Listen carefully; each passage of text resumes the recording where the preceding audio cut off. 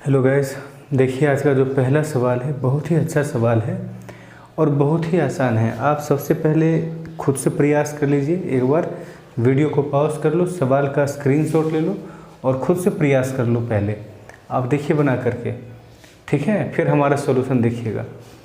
अब देखिए आपने प्रयास कर लिया होगा शायद। एज के सवाल में हम हर एक टॉपिक में, हर एक चैप्टर में हम आपसे एक बात कहते हैं कि किसी भी टॉपिक का एक जड़ होता है, उस जड़ को पकड़ लेना, उसका सवाल सारा आसान हो जाएगा। ठीक है, एज वाले सवाल में हमने आपको जो कॉन्सेप्ट दिया वो ये कि दो व्यक्ति के एज का डिफरेंस किसी भी सूरत में समान रहेगा। पहले जाओ बाद जाओ कोई फ़र्क नहीं पड़ता है। ये सवाल आपने पढ़ लिया होगा। तो यहाँ पे वही कॉन्सेप्ट लगाना है। सबसे पहले देखिए कहा जा रहा है कि sum of ages of father and son, मतलब पिता और पुत्र की आयु का योग कितना है, 99 वर्ष है। ठीक है, तो यहाँ से सबसे पहले तो हम एक चीज़ यहाँ से समझ जाएंगे कि अगर सन का एज मान लेते हैं हम ए है तो फादर का कितना होगा, 99 माइनस ए, यही होगा ना। अब कहा जा रहा है आपसे कि जब पिता की आयु उतनी थी जितनी अभी पुत्र की है ना। When the father was as old as the son is right now, मतलब अभी जितना उम्र पुत्र का है उतना ही उम्र कभी न कभी तो पिता का भी रहा होगा। तो वही कह रहा है कि जब फादर की आयु उतनी थी तो वो एक समय था, जितना एज अभी सन का है उतना एज कभी फादर का रहा होगा। तो उस समय क्या था कि फादर और सन उस समय भी दोनों था, उस समय भी मतलब बेटे का जन्म हो गया था।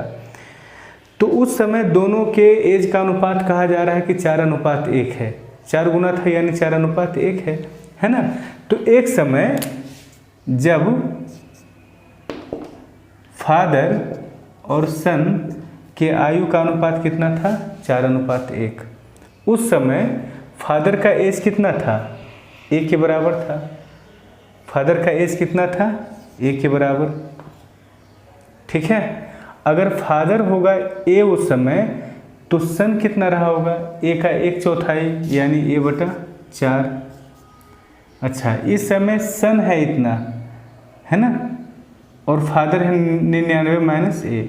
तो दोनों का डिफरेंस अभी का जो है और इस समय का जो है वो समान होगा। ठीक है, तो बस यहीं से आपका इक्वेशन आएगा डिफरेंस इक्वल कर देने पे, और आपका ए का वैल्यू आ जाएगा। जब ए का वैल्यू आ जाएगा तो अभी वाला एज दोनों का आ जाएगा, यानी रेशियो आपका आराम से निकल जाएगा। ठीक है, तो दोनों का डिफरेंस को आप समान कीजिए। ए में घटाइए a/4 को, तो कितना होगा 3a/4 बराबर, फादर में सन को माइनस कर दीजिए तो क्या हो जाएगा 99 माइनस 2a। अब क्या करेंगे, 2a को इस तरफ ले आएंगे, है ना, यानी 3a/4 प्लस 2a। इसको आप सॉल्व कीजिएगा तो 4 दूना 8, 8 3 11, 11 a/4 बराबर क्या हो गया 99। 11 9 99, ए का मान कितना हुआ 36। अगर ए का मान 36 है इसका मतलब ये हुआ कि सन का अभी एज कितना है बंधु, 36। तो फादर का अभी एज कितना होगा 63, माइनस करेंगे तो आ जाएगा। अनुपात क्या होगा 4 और ये 7, यानी डी नंबर ऑप्शन आपका सही होगा। चलिए अगले सवाल में आ जाइए।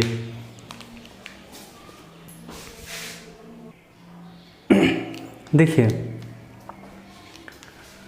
पहले पॉज करके खुद से प्रयास कर लीजिए, सवाल को पढ़ लीजिए आराम से। ठीक है, कहा गया है सवाल में कि एक दंपत्ति है जिसका एक पुत्र है और एक पुत्री है। ठीक है, मतलब 4 लोग फैमिली में हैं। ठीक है,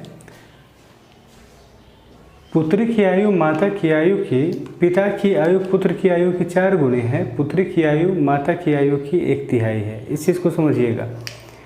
पहले तो हम रेशियो आराम से लिख लेते हैं, ठीक ना। पिता की आयु पुत्र की आयु की 4 गुनी है, यानी फादर सन 4:1। पुत्री की आयु माता की आयु की 1/3 है, यानी डॉटर और मदर। ये क्या है 1:3। जैसा जैसा कहता जा रहा है हम वैसे वैसे करते जा रहे हैं। अब कहा जा रहा है सवाल में कि पत्नी की आयु पति की आयु से 6 वर्ष कम है। ठीक है। बहन की आयु भाई से, बहन जो है वो भाई से 3 वर्ष बड़ी है। आप देखिए 2 रेशियो हमको मिला है। अब 2 रेशियो को कंबाइन करने का कोई जरिया क्या आपको दिया गया है? कोई जरिया नहीं दिया गया है। कॉम्बिनेशन हम किस आधार पर कर सकते हैं? इन दोनों में कुछ भी बराबर हो, जैसे मान लो कि रहता है कि फादर डॉटर बराबर है, फादर मदर बराबर है, डॉटर और सन जो है वो दोनों मान लो कि बराबर है, ऐसा कुछ रहता है ना, कि जुड़वा है, दोनों बराबर है, तब हम अनुपातों को कंबाइन कर सकते थे। लेकिन यहाँ कंबाइन करने का कोई ऑप्शन आपके पास नहीं है। इवन ऐसा भी रहता कि फादर जो है डॉटर का 3 गुना है, तो हम इन दोनों को लेके कंबाइन कर सकते थे। पहले इन दोनों को बराबर करते और फिर फादर को हम 3 गुना करते। ऐसा भी सवाल हम आपको बताए हैं। लेकिन ये ऐसा सवाल है जिसमें कुछ भी ऐसा नहीं दिया है जिसके आधार पे आप कंबाइन कर सकते हैं। और जब कोई आधार नहीं बचता है कंबाइन करने का, तो हमारे पास एक ही आधार है, कौन सा? HCF। हम हमेशा आपसे कहते हैं कहाँ से जुड़ा हुआ रहना है? जड़ से जुड़ा हुआ रहना है। जहाँ से सारे कॉन्सेप्ट का उत्पत्ति हुआ है उस जगह को पकड़ के रखिए। तो हम क्या करेंगे कि 4 × H, ठीक है, ये फादर का एज, और इससे 6 साल मदर जो है M जो है वो 6 साल कम है। तो अगर हम इसमें 6 साल माइनस कर दें तो इनका एज आ जाएगा। अच्छा, फादर बटा सन आपका 1 H होगा, ठीक है। इसमें आप 3 साल ऐड कर दीजिए तो कौन आ जाएगा? डॉटर का। तो ये फादर में 6 साल घटा दिया, ये सन में हम 3 साल ऐड कर दिया, तो ये मदर और डॉटर के रेशियो के बराबर आ गया। तो हम ऐसा कर सकते हैं, इतना बराबर 3/1। अब इसको हम हल करेंगे। हल करने का तरीका तो हमने आपको बताया था, 4H और 3H साइन सेम है तो डिफरेंस हो जाएगा, यानी 1H = -6 और दूसरे तरफ +9, तो 6 उस तरफ जाके क्या हो जाएगा? 9 × 6 = 15, यानी H का वैल्यू क्या आ गया? 15। जब H का वैल्यू 15 तो फादर का एज 60, सन का एज 15, चूँकि ये 1H है। अच्छा, अब आ जाइए मदर का एज में। मदर का एज कितना हो जाएगा? इससे 6 साल कम, यानी 54। डॉटर का एज क्या होगा? इससे 3 साल ज़्यादा, यानी 18। अब देखिए दोनों का रेशियो सेम है ना, दैट मीन्स हमारा जो सवाल का सॉल्यूशन है वो सही है, ठीक है। यानी मदर का एज आपका कितना हो जाएगा? 54, ठीक है। ध्यान यही रखना है कि सवाल में जब कॉम्बिनेशन का कोई रास्ता नहीं बचे, कॉम्बिनेशन पे कमांड आप बना लीजिए, थोड़ा प्रैक्टिस कर लीजिए, थोड़ा उस पर विचार कीजिए, बैठ करके सोचिए कि कॉम्बिनेशन हम किस आधार पे लगाते हैं, कहाँ कहाँ कॉम्बिनेशन हम लगाते हैं, ठीक है। तो कॉम्बिनेशन पे आपका पकड़ बन जाएगा, अपने आप आपका माइंड ऑटोमेटिकली सवाल को देखेगा और जज कर लेगा कि हाँ यहाँ कॉम्बिनेशन लग जाएगा, ठीक है। थोड़ा अपने पे भरोसा रखना है हमेशा कि एक ऐसा समय आता है, दिमाग की एक ऐसी स्थिति आ जाती है जहाँ पे सब आसान लगने लगता है। स्टार्टिंग में थोड़ा टफ लगता है, स्टार्टिंग में आप सोच नहीं पाएंगे कि यहाँ कॉम्बिनेशन लगेगा कि नहीं लगेगा, लेकिन हम बार बार यही आपसे कहते हैं कि बेसिक पे आप बार बार अटेम्प्ट करते रहिए, बार बार स्ट्राइक कीजिए धीरे धीरे। और ध्यान रखिएगा कि 2 चैप्टर आपका सध गया, एक रेशियो और एक परसेंटेज, उसके बाद उधर आपका सधना उतना कठिन नहीं होगा, बाद बाकी सब आसान आपको दिखने लगेगा। तो इन दोनों में बहुत मेहनत करना है, ठीक है। आइए अगले सवाल में आते हैं।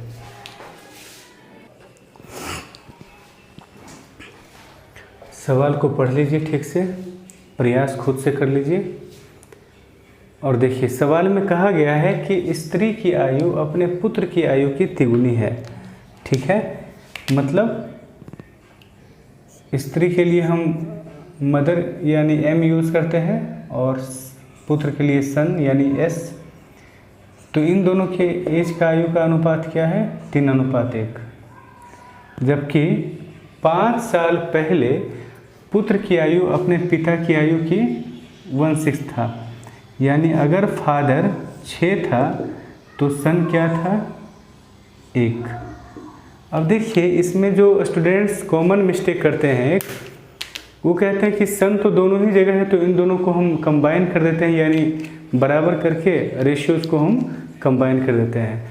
लेकिन ये सन जो है उसके बात सन का नहीं है, ठीक है ना, बात उसके पर्सनालिटी का नहीं है, बात है सन के एज का।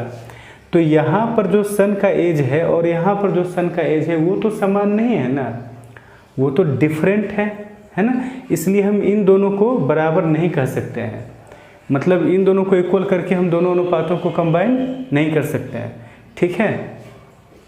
सवाल बनाने में कई चीज़ों का मतलब एग्ज़ाम में आप सवाल को टाइम पे सॉल्व कर लें, इसमें कई काबिलियत आपके अंदर होनी चाहिए। उसमें एक चीज़ है कि आपका प्रेजेंस ऑफ माइंड, यानी आपका IQ लेवल कैसा है, वो आपके कंसंट्रेशन पे डिपेंड करता है। अगर आप एकदम शांत हैं तो आपका IQ लेवल अच्छा रहेगा। अगर आप डिस्टर्ब हैं, कई तरह की बातें आपके दिमाग में चल रही है, तो IQ लेवल आपका डाउन हो जाएगा। जैसे कुछ कुछ चीज़ें क्या होती है ना कि अचानक से वहीं पर आपको दिखेगा, समझ रहे हैं मेरी बात को, वो आप पहले कभी सवाल में नहीं देखे थे।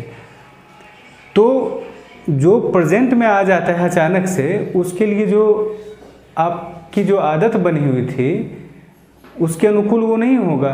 तो उस कंडीशन में क्या होता है कि अगर आपका IQ ठीक है तब तो आप टैकल कर लीजिएगा, लेकिन अगर IQ आपका ठीक नहीं है तो फिर वहाँ पे आप मार खा सकते हैं। उसके लिए प्रेजेंस ऑफ माइंड यानी प्रेजेंट में रहना एकदम ज़रूरी है। जैसे गाड़ी चल रही है, आप बाइक चलाते हैं, तो बाइक चलाने की आपको आदत हो गई है, लेकिन कई डिफरेंट टाइप का सिचुएशन जो सामने अचानक आ जाता है वो कभी आपकी लाइफ में नहीं आया, अचानक से आ गया। मान लो कि आप बाइक चलाते जा रहे हैं, एक ट्रक आगे से आ रहा है, 2 कार पीछे से आ रहा है, आप एकदम कोई भी डिसीजन लेने में सक्षम नहीं वहाँ पर हो पा रहे हैं। तो वो जो सिचुएशन है वो उसी वक्त का सिचुएशन है, उसकी आदत आपको है नहीं। तो वहाँ पे आपका जो प्रेजेंस ऑफ माइंड होगा, जो आपका IQ होगा, वो काम आएगा। आप मेरी बात को समझ रहे हैं। जैसे यहाँ पर देखिए क्या है, कहा गया है पिता माँ से 5 वर्ष बड़ा है। अच्छा, ये 5 वर्ष पहले का रेशियो है और ये अभी का रेशियो है। तो अगर आपका IQ यहाँ काम करता है, यहाँ पर अगर आपका IQ काम करता है कि भाई जब पिता 5 वर्ष माँ से बड़ा है, और ये तो अभी का रेशियो नहीं है, ये आज के 5 साल पहले का है, दैट मीन्स इस समय तो पिता का आयु उतना ही रहा होगा ना जितना कि अभी माँ का आयु है। ये प्रेजेंट का रेशियो है, और ये कब का है, ये 5 साल पहले का रेशियो है। तो 5 साल पहले पिता का आयु उतना ही ना रहा होगा जितना अभी माँ का आयु है। दैट मीन्स ये और ये इक्वल होना चाहिए। आप मेरी बात को समझ रहे हैं। लेकिन ये चीज़ आपको सिखाया नहीं जा सकता है। जो चीज़ें रोज़ जीवन में घटती हैं उसका लोग ट्रेनिंग दिया करते हैं। जो अचानक से कभी कभार घट गया, अकस्मात जिसे हम कहते हैं, एक्सीडेंटल जिसे कहते हैं हम, तो उस चीज़ का ट्रेनिंग नहीं दिया जाता है। वो आपके IQ पे डिपेंड करता है। आप मेरी बात को समझ रहे हैं ना। इस तरह का जो कॉन्सेप्ट है, इस तरह का जो सिचुएशन है, ये हर बार आपके सवाल में नहीं आएगा। अगर हर बार आता तो फिर ये आपके लिए आम हो जाता, ठीक है।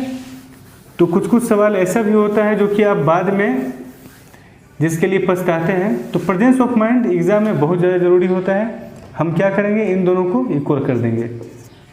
ये इक्वल हो गया। अब आपका सवाल बन जाएगा। देखिए यहाँ से सन यहाँ पर 5 साल पहले और यहाँ पर अभी, यानी इन दोनों के बीच का डिफरेंस हुआ ना 5 साल का। तो 1 यूनिट का मान कितना हो गया, 5 साल, यानी रेशियो में 1 यूनिट, साल में 5 साल बराबर है। तो पूछा किसका गया है, पुत्र की वर्तमान आयु, यानी 2 यूनिट के वर्तमान में। तो 2 यूनिट का मान क्या होगा, 1 यूनिट का मान 5, तो 2 यूनिट का मान 10 साल। ये आपका आंसर हो जाएगा, ठीक है। चलिए अगले सवाल में आते हैं।